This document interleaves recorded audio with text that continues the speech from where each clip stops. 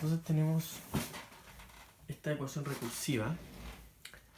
Nos da dos condiciones iniciales. Y lo primero que queremos saber es si es que converge. Para saber si es que converge, primero encontremos su función de transferencia, suponiendo que esta sería una especie de salida, ahí está la entrada. Y veamos qué resulta para f de z. Entonces, si consideramos condiciones iniciales 0, suponiendo que las condiciones iniciales no afectan el estado estacionario, ¿cierto? Entonces me queda z, como tengo un adelanto, sería multiplicar por z, f de z menos z a la menos 1 f de z, porque es un atraso, es igual a, y con las transformadas, la tabla transformada se puede ver que esto es z sobre z menos 1/2. Luego es posible despejar f de z para obtener que esto es z cuadrado sobre z menos 1/2, z más 1, z al menos 1. Por lo tanto, observando los polos, notamos que ese polo en más 1, que dice z más 1, va a terminar siendo un menos 1 al algo. Y eso va a oscilar eternamente. Por lo tanto, no converge a ningún valor específico.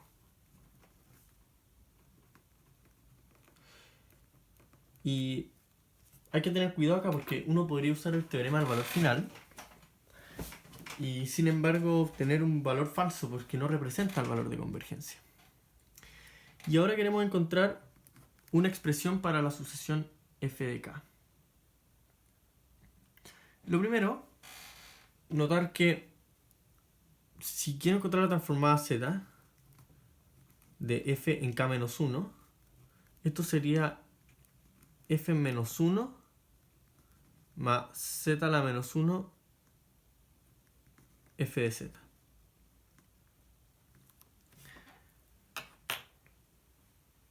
Pero no tengo f a la menos 1.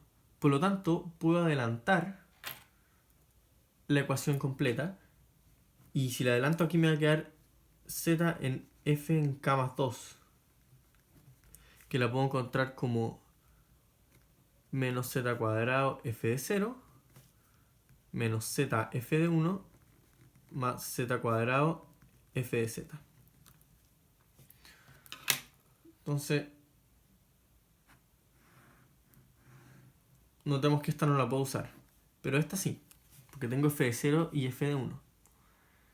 Y entonces aplico el adelanto, y si aplico el adelanto me queda que f en k más 2 menos f en k es igual a 2 elevado a menos k más 1, lo que es simplemente 1/2 por 1/2 a la k. Y ahora sí puedo aplicar directamente la transformada z. Entonces, si aplico la transformada z, lo que me queda es primero menos z cuadrado f de 0, como f de 0 vale 1, entonces me queda menos z cuadrado, luego me quedaría menos 2z, y aquí me queda z cuadrado f de z, ¿verdad?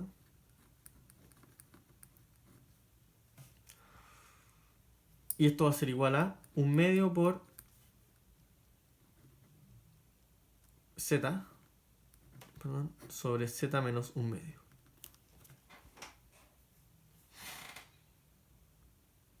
Entonces, se me olvidó aquí restar, ¿cierto? El f de z de acá. Entonces aquí menos f de z. Y ahora puedo juntar los f de z. Y esto me dice que si factorizo los f de z, me queda por z cuadrado menos 1, ¿cierto? Que tengo z cuadrado aquí, menos s. Y esto va a ser igual a... Acá tengo 1/2 por z sobre z menos 1/2. Y luego paso sumando esto al otro lado. Y además aprovecho inmediatamente de obtener el mínimo común denominador. Entonces amplifico por z menos 1/2.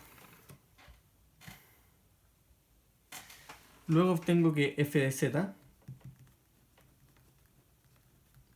es igual a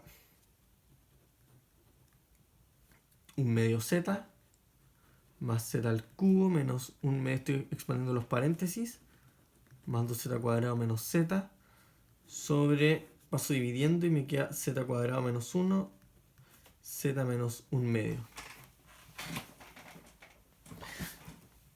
Luego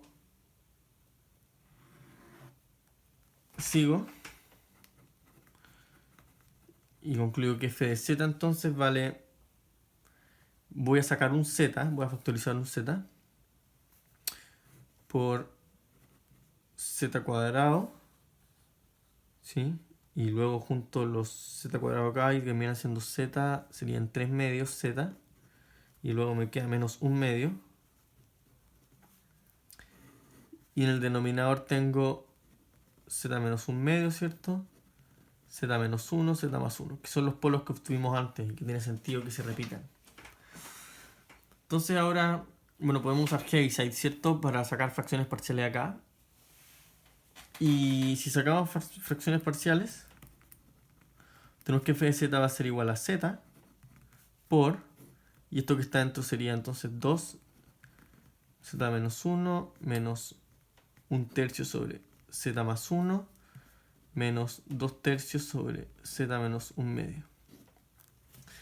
Y usando la tabla, estas transformadas son muy fáciles de encontrar y concluimos que f en k vale, entonces, bueno, tenemos que distribuir el z y usar la tabla. Esto de acá vale 2, ¿cierto? 2 menos 1/3. Este es menos 1 de acá. Menos 2/3 por 1/2 de acá, lo mismo que 2 a la menos k.